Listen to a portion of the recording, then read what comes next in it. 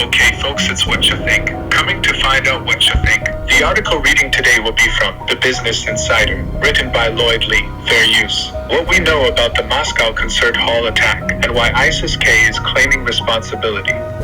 At least 133 people were killed and more than 145 were injured on Friday in an attack after a group of armed individuals opened fire at the Crocus City Hall music venue near Moscow, Russian state media agency TASS reported, citing the Russian Investigative Committee. The number of reported casualties would make this one of the deadliest attacks near Russia's capital in recent years. Here's what we know so far. What happened? A group of unidentified individuals opened fire at the Crocus City Hall, a music venue located on the western edge of Moscow, on Friday evening. For people suspected to be directly tied to the attack have been arrested, the Associated Press reported. In his first remarks addressing the massacre, Russian President Vladimir Putin said on Saturday afternoon that Kremlin authorities detained a total of 11 people suspected to be tied to the attacks.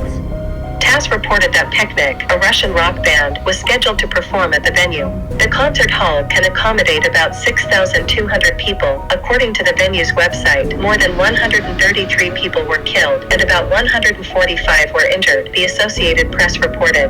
Some of the injured included children, Russian Health Minister Mikhail Murashko told a local news channel, according to TASS. An explosion soon rocked the building, TASS reported, starting a fire. The Ministry of Emergency Situations told the Russian news agency that a third of Crocus City Hall was engulfed.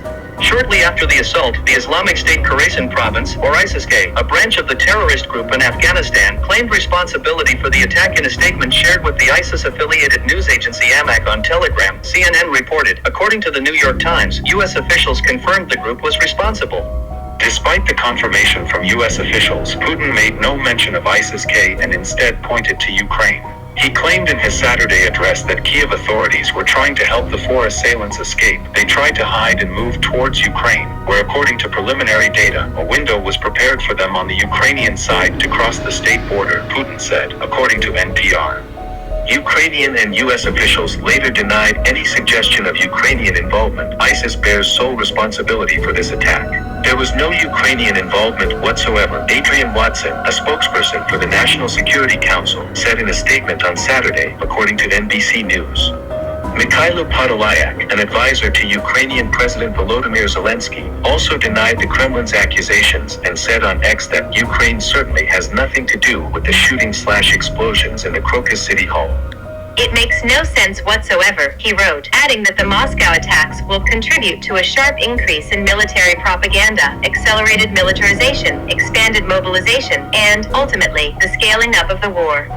ISIS-K, an affiliate of the Islamic State, was formed in 2015 and was mostly made up of estranged Pakistani militants, according to the Center for Strategic International Studies, SIS, a Washington, D.C.-based think tank. The branch is considered to be one of the Taliban's sworn enemies, mainly due to sectarian differences, the I previously reported. By 2018, the branch was responsible for nearly 100 attacks against civilians in Afghanistan and Pakistan, according to SIS.